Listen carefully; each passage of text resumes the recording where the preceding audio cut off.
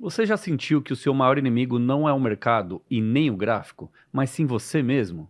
Sabe quando você tem um plano perfeito, estratégia validada, mas na hora do clique você faz exatamente o contrário? Na psicologia, isso se chama dissonância cognitiva. É o abismo entre o que sabemos e o que realmente fazemos. E para desbravar esse comportamento humano, recebemos hoje Marco Aurélio. Ele que é empresário, programador e a mente por trás do canal Desbravador Trader, com mais de 70 mil inscritos. Além de trader, o Marco traz uma bagagem de teólogo e escritor para nos explicar por que a nossa mente insiste em nos autossabotar.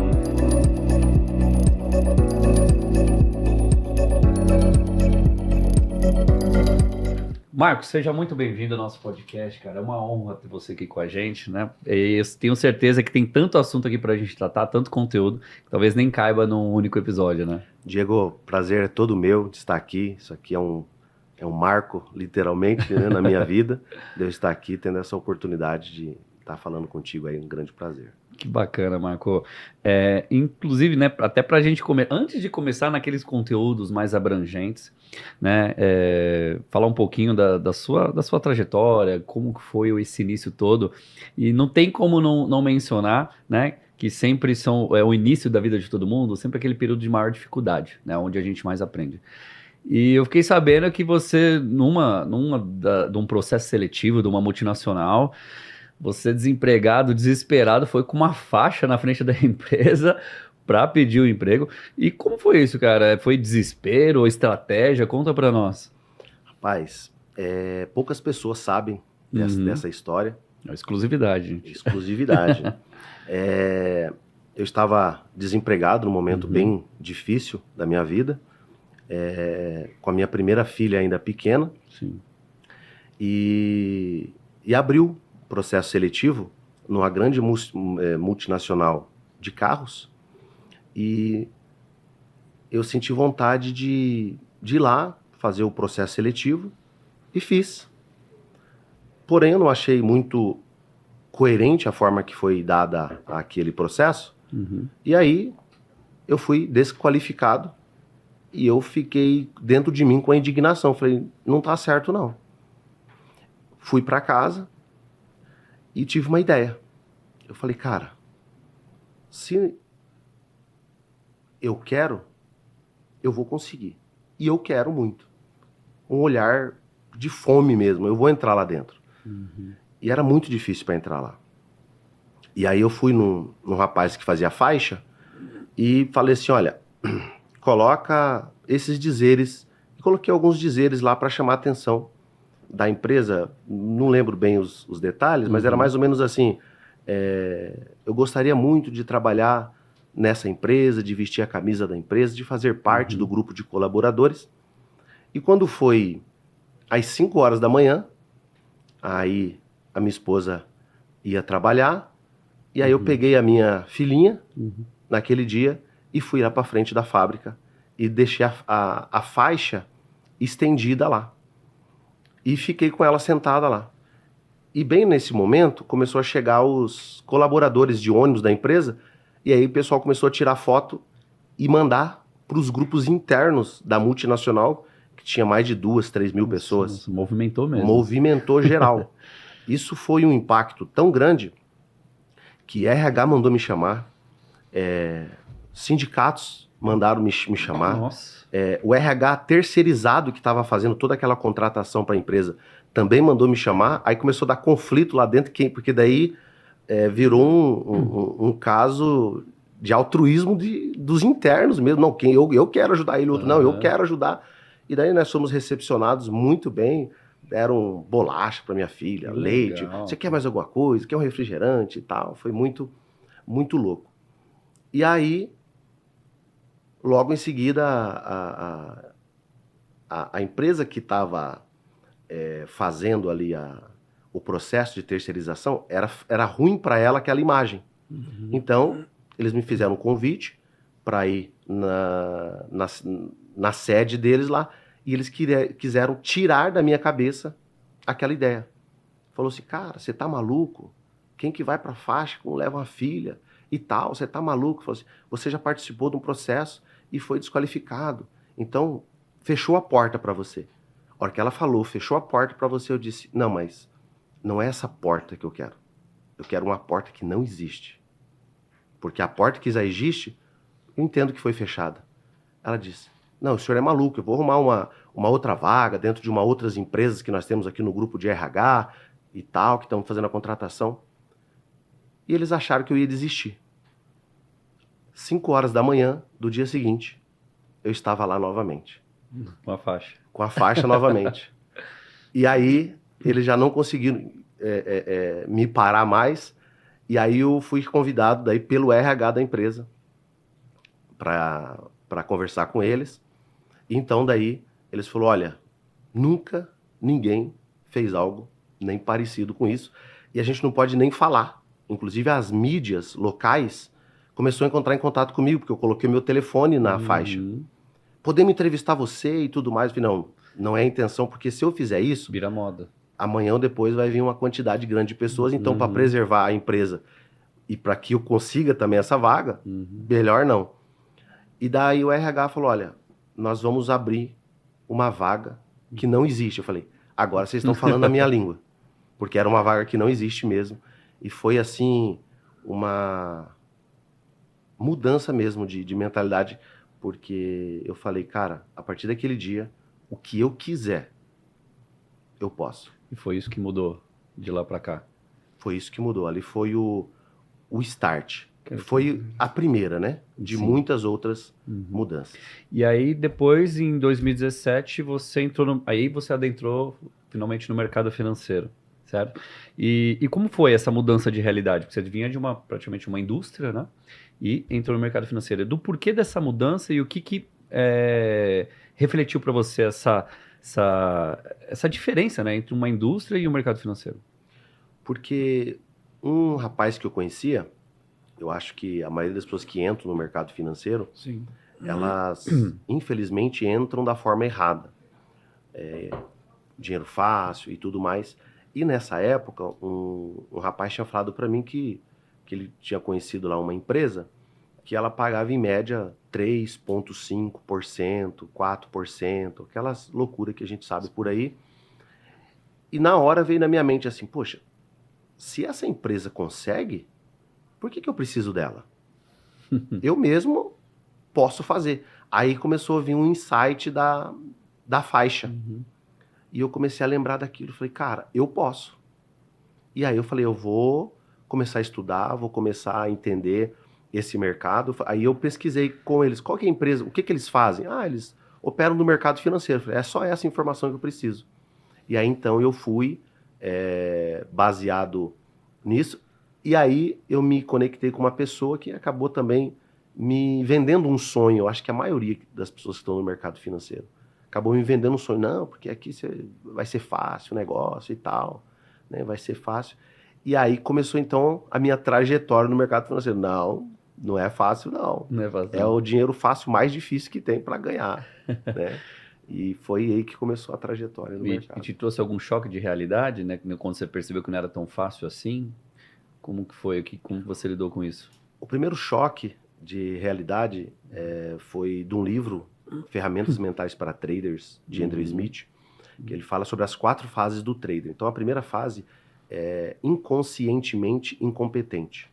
O trader ele não sabe que não sabe, até levar uma porrada. A hora que leva, aí ele entra na segunda fase, conscientemente incompetente. Que agora ele fala, putz, eu sei que eu não sei.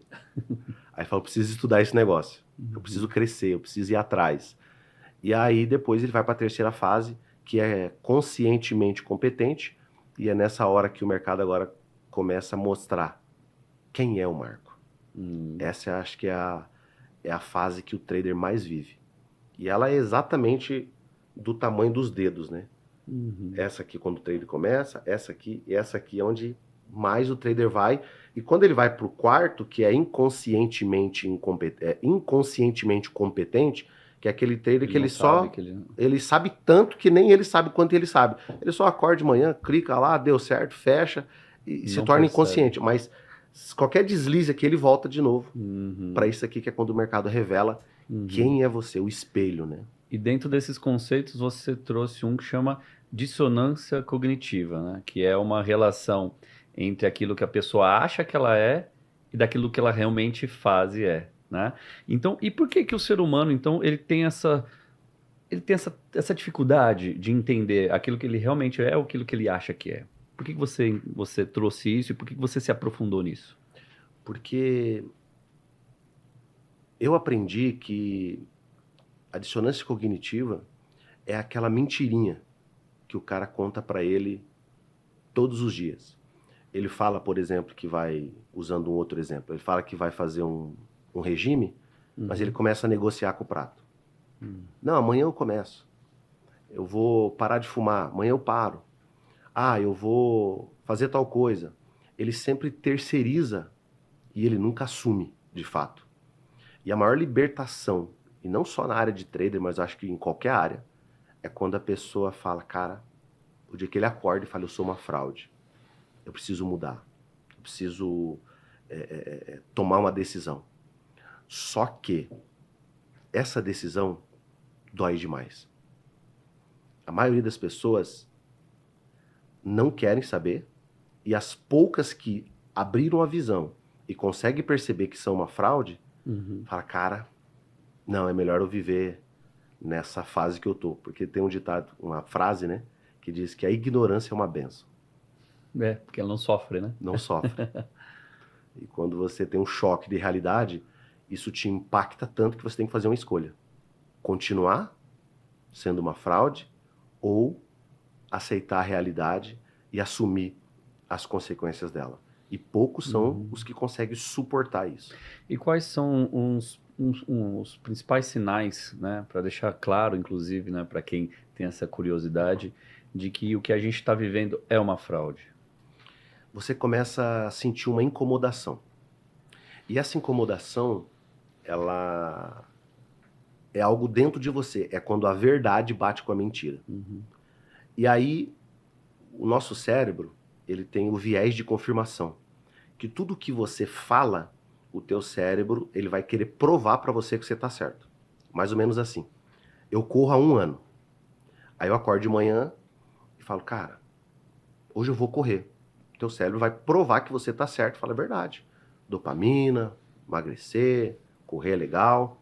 Mas se eu acordo de manhã, no mesmo dia, no mesmo horário, falo, cara, trabalhei a semana inteira, tô cansado, eu acho que eu vou diminuir, eu acho que eu não vou hoje que eu tô cansado, eu tô assim, cara, verdade, pô, você trabalhou a semana inteira, você tá cansado. Parece o chat GPT, ele concorda com tudo. Concorda com tudo, entendeu? Nunca joga real. Então, você consegue perceber uma sensação de paz ou de incômodo dentro de você. Agora, até quando? Você que tá me ouvindo, né? Até quando você vai ser uma fraude? Até quando você não vai aceitar a real que o problema é você? E na maioria das coisas que você faz, o problema é você. Nós somos os nossos principais adversários, não é isso?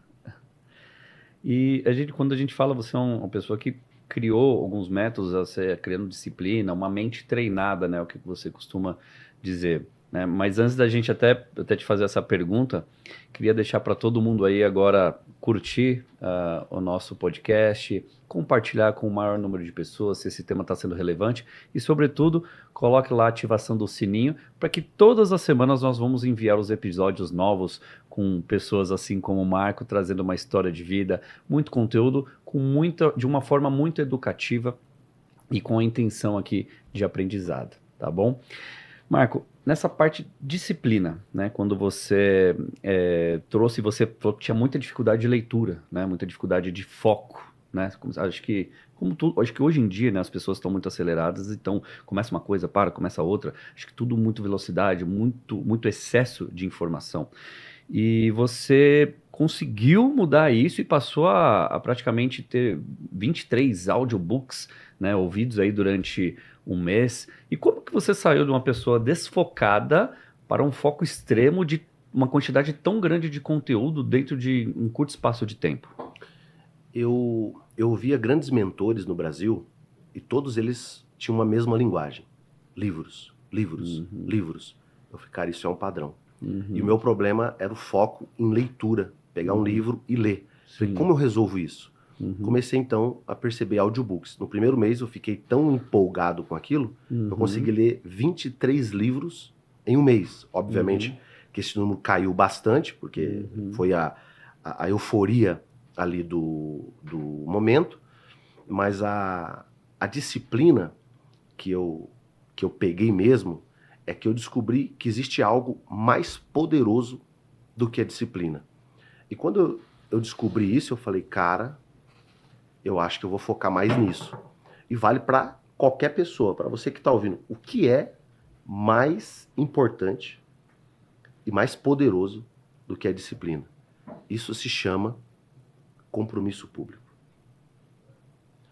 Quando você fala assim, eu vou fazer um projeto, como eu já fiz, vários, mas vou citar um que eu fiz.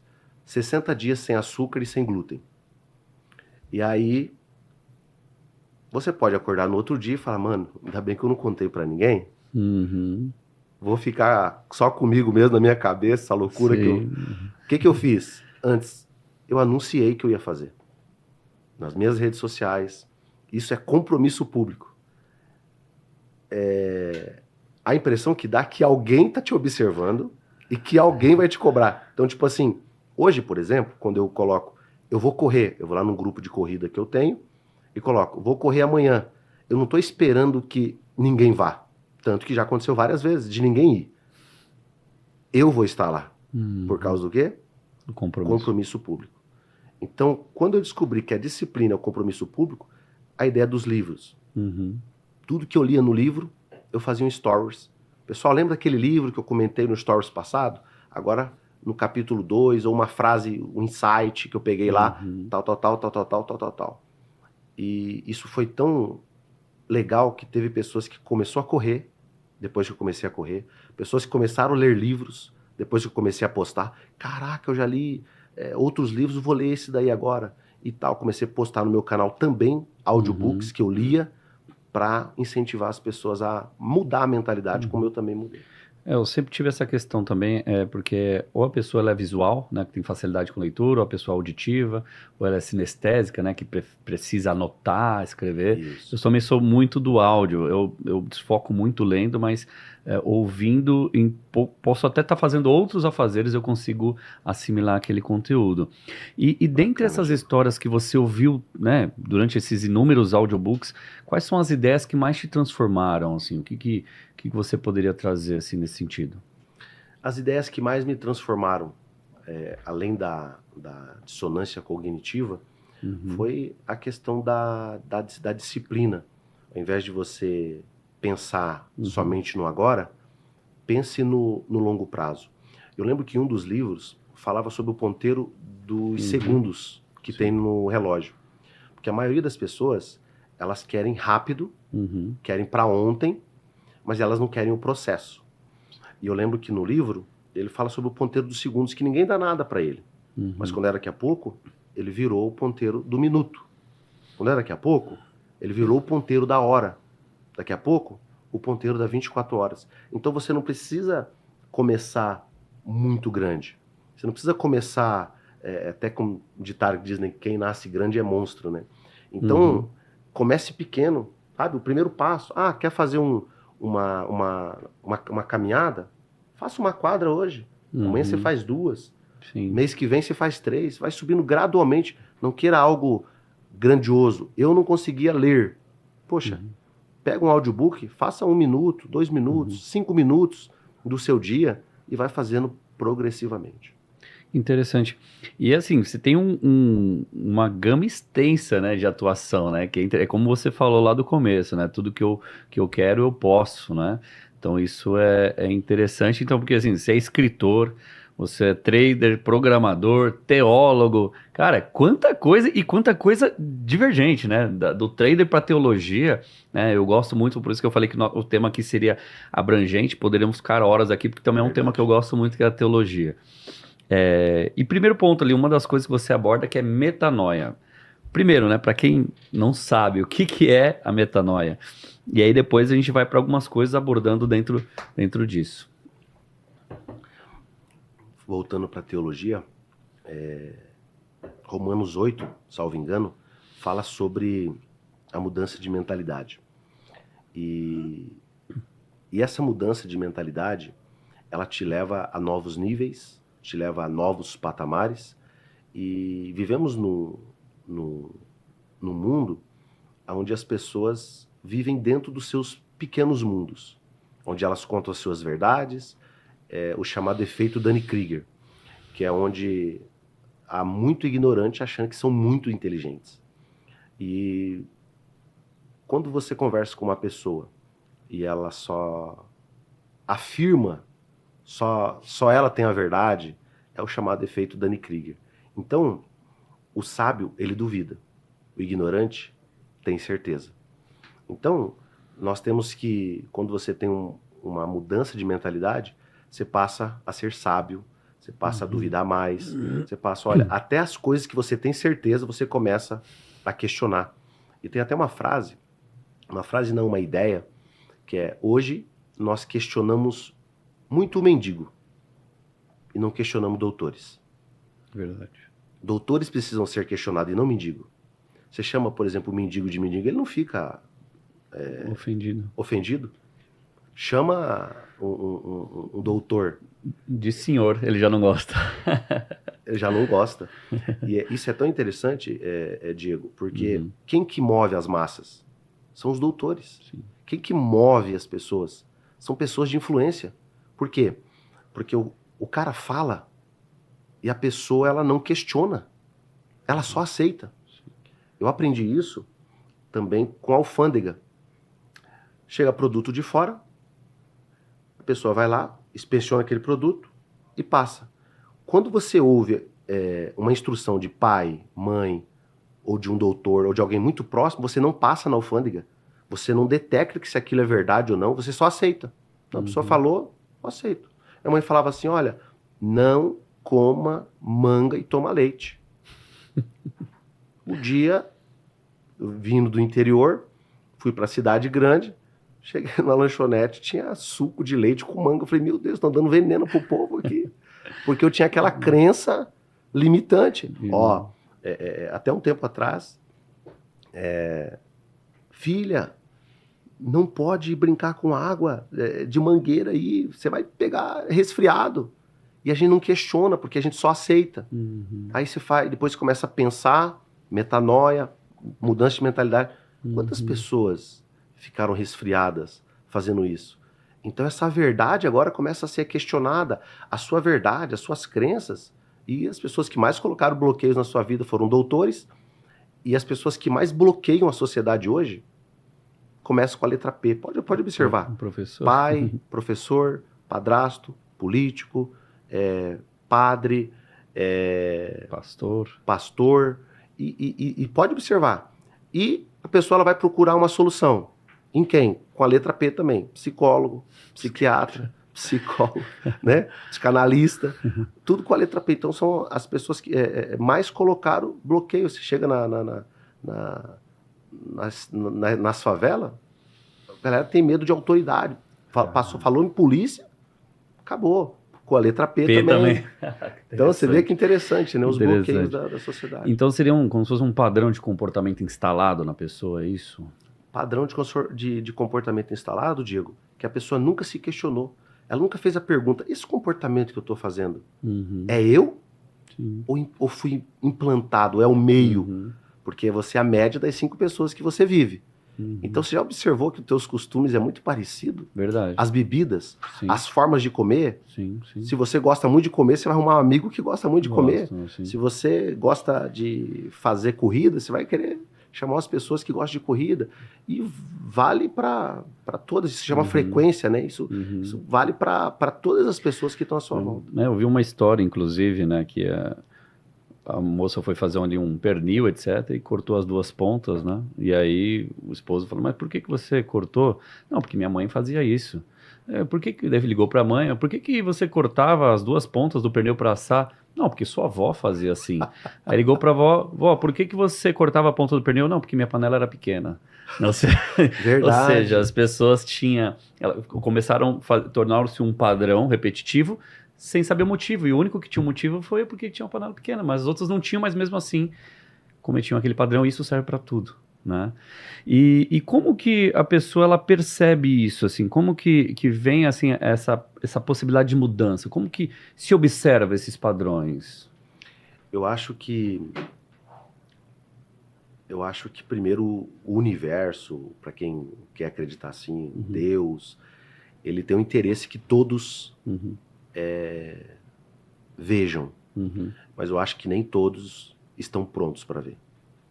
Se você abre a caixa, o olho, por exemplo, de um ignorante, ele fala, não acredito que o mundo não era só aquilo que eu vivi e acreditei a vida toda. Tem uma passagem bíblica que Jesus abre os olhos do cego. Sim. E deixa todos os religiosos desesperados. E os caras falam, você não era cego? Sim, eu era. Não, mas agora você tá vendo. Mas eu era. Não, chama a mãe dessa criança aí que tem uma coisa errada.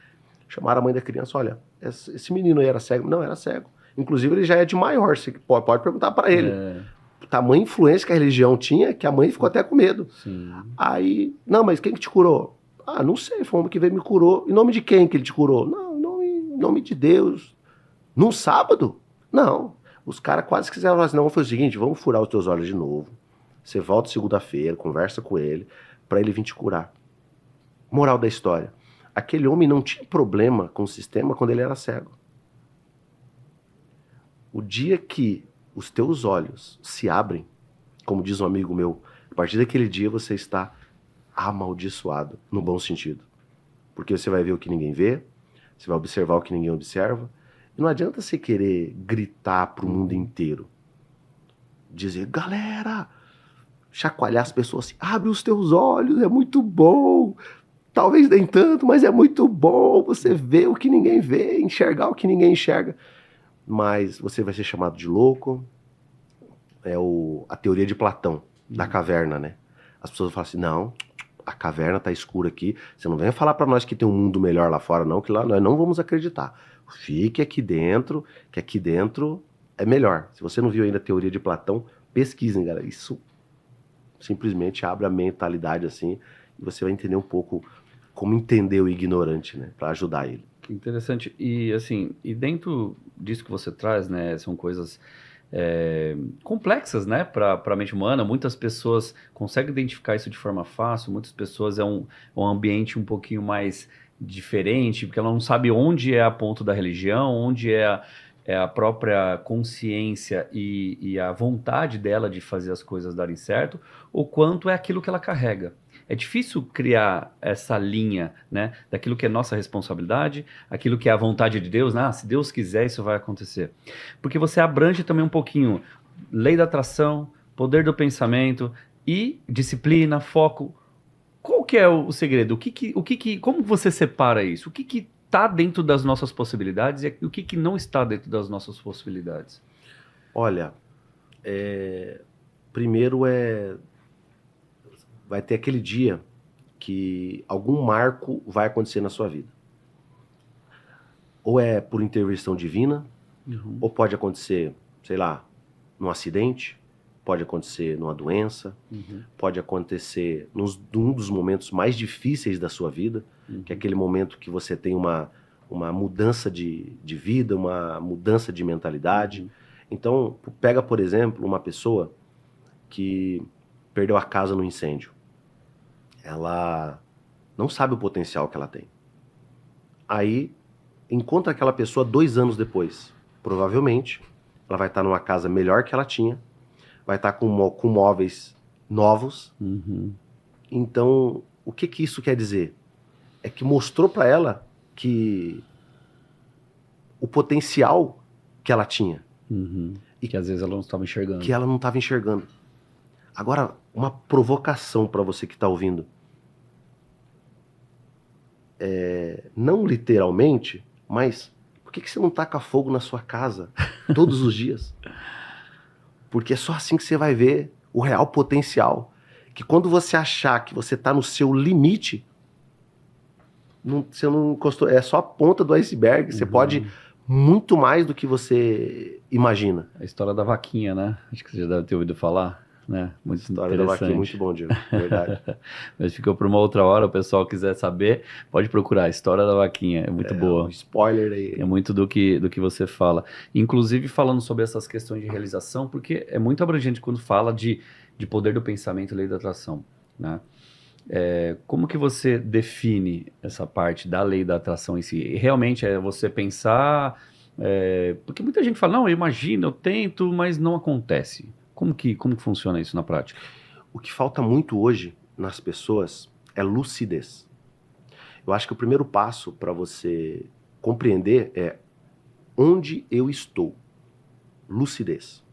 Ou as pessoas vivem com excesso de passado, Sim. depressão, ou então excesso de futuro, ansiedade, ou então excesso de presente, estresse. Mas nunca no momento atual. Ela está aqui, só o corpo presente. Mas a cabeça dela está num boleto, está numa conta. Então o primeiro ponto é a lucidez. Sim. Qual é o ponto que eu estou? Como você entende o ponto que você está, cara, nem no banho, que é uma das terapias para você viver o momento presente, as pessoas conseguem estar. Elas já estão no evento que elas vão fazer depois do banho. Uhum. Poxa, então o primeiro exercício é lucidez. Cara, tá no banho? Volta. Deixa eu voltar para saber quem eu sou. Então, o dia que você faz essa pergunta, quem eu sou? Eu sou o que eu quero ser? Ou eu sou o que as pessoas querem que eu seja? Ou que os meus pais querem que eu seja? Como acontece muito hoje. O pai é médico e o filho é médico. E daqui 10 anos ele vai se questionar, por que eu sou médico? Então as pessoas hoje, elas não querem governar sua própria vida e elas ficam procurando quem governar a vida delas. Não, o que vocês acham que eu deveria ser?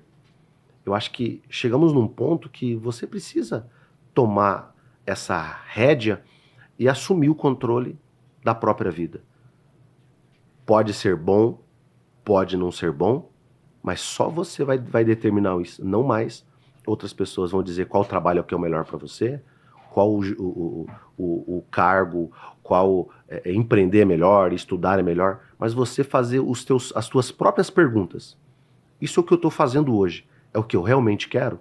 Não, não é. Então o que eu vou fazer hoje para chegar onde eu quero? Então use o que você está fazendo hoje. Eu quero ser um empresário, mas por enquanto eu estou trabalhando de CLT. Use o CLT como patrocínio para você chegar lá. Cursos, mentorias e várias outras coisas que você pode fazer para chegar naquele alvo. Mire e vai.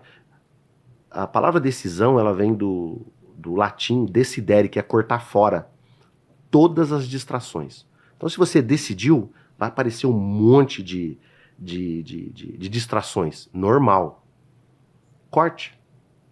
Aprenda a dizer não. Eu acho que é um dos maiores pontos. Eu acho legal que quando eu casei com a minha esposa, eu disse sim para ela. E esse sim é muito legal. Porque quando eu disse sim para ela, eu não precisei dizer não para outras mulheres. O sim já disse. Uhum. Eu não precisei dizer não. Uma coisa, por exemplo, que eu não entendia. Ela falava assim, sabia que não é legal um homem casado ter amigo solteiro? Eu falava assim, não, é legal sim, eu vou continuar tendo meus amigos solteiros. Aí passa-se o tempo, eu começo a perceber, poxa, é verdade. As conversas não são mais a mesma. Uhum. Não agregam mais. E aí automaticamente, falando de frequência, eu estou numa frequência, ele está em outra, a conversa não vai bater. Então, cada não que você dá para as pessoas, você está dizendo sim para você. Isso virou uma chave, Diego, muito grande. Eu estou até arrepiado aqui. Isso virou uma chave muito grande, porque quanto sim a gente dá para as pessoas? Mais ou menos assim, a pessoa recebe uma pessoa na casa dela. Ela não quer receber aquela pessoa. Aí dá aquele sorriso falso, faz aquela sala maravilhosa, tudo falso. Ali é tudo uma novela. Aí quando a pessoa sai, ela volta a ficar séria, e aí daquele que estiver perto dela, porque ela vai descarregar, né? Não é só dela, né? Dele também. Ela vai descarregar toda aquela frustração. Só por quê? Não disse não. Não disse não. Olha o poder do não. Então, quando você está dizendo sim para as pessoas, você está dizendo não para você. Agora, quantos não você já disse para você? E é tão engraçado isso que as pessoas, as mais próximas principalmente, elas estão tão acostumadas com o seu sim, que se o dia que você falar não, elas vão achar que você está brincando. Mas você tem que ser não tão decisivo. Acorda um dia de propósito e começa a dizer não para as pessoas que você sempre disse sim. Só para você ver a cara delas, e ali já começa um treinamento. E aprenda a dizer não. Você vai ser muito mais respeitado em qualquer área da sua vida. Com base nesses sims e nãos, né, que você trouxe na trajetória, você conseguiu realizar muitas coisas, né? A viagem para Dubai, que, né, você pode abordar um pouquinho. Você hoje tem um canal com mais de 70 mil inscritos, né? Pessoas que acompanham seus conteúdos. E essa trajetória de sucesso das suas realizações, como foi isso para você? Como foi o ponto de você falou, cara, é isso, tá decidido, tudo que eu quero, eu posso. Qual que é a divisão entre simplesmente acreditar e o agir? Como que você definiu isso? Foi um insight que eu tive com um mentor, transborde na vida das pessoas. Uhum. Aí ele usa uma ilustração de uma represa e de um rio. Certo. A maioria das pessoas é mais ou menos assim. Você entra numa empresa, a pessoa ela tem um conhecimento, ela fala, cara, eu não vou passar todo o conhecimento que eu tenho, porque senão esse cara vai roubar o meu trabalho. Uhum. Mentalidade de represa. E daqui a um tempo você pode ver, vai ter dengue naquela represa, vai ter parasitas, vai ter um monte de coisa. Quando você é um rio, e tem um pensador, não vou lembrar o nome dele agora, que ele fala que uma água do rio nunca mais volta. Né? Nunca mais volta. Ou seja, se eu entrei agora no rio e sair, a hora que eu entrar no rio de novo já não é mais a mesma água, aquela água foi. Uhum. Então quando você é um rio e transborda na vida das pessoas, daqui a pouco você está alimentando cidades. Uhum. E não só alguns animais dentro de um pasto. Então você foi feito para fluir. Uhum. Qual o lugar mais rico do planeta hoje? Eu diria, baseado no grande mentor, pastor Miles Monroe, finado pastor Miles Monroe. Ele dizia que o lugar mais rico do planeta é o cemitério. Por quê? Muitos livros que eram para ser publicados morreram porque as pessoas morreram gerando ele. Curas de inúmeras doenças como câncer e tantas outras pessoas morreram. Quantos sonhos, quantas declarações de amor morreram antes da pessoa se declarar. Quantos perdões antes da pessoa perdoar acabou morrendo. Então um dos lugares mais ricos é o cemitério. Então qual é a dica? Para você que está ouvindo, morra vazio. Deixa tudo aqui. Fala tudo que você pensa. E aí vem a pergunta, você fala tudo que você pensa? Ou você fala o que as pessoas querem ouvir? Quem é você? Nossa, que bonito, cara. O papo tá maravilhoso, como eu falo, não ia caber num episódio só. Vou fazer uma pergunta rápida, aliás, duas aqui para a gente encerrar esse programa, que tem muito conteúdo, muita coisa bacana. Mas assim, primeiro ponto, qual que é a diferença em uma palavra de comportamento que separa quem evolui do que quem fica travado? Disciplina e mudança de mentalidade. E uma frase assim, agora, né, com essa frase que, aliás, aquela que você falou, sensacional, gostei muito dessa dica que você, esse conselho, mas uma frase que resumiria toda a sua trajetória, a sua história de vida. Não seja uma fraude. Sensacional.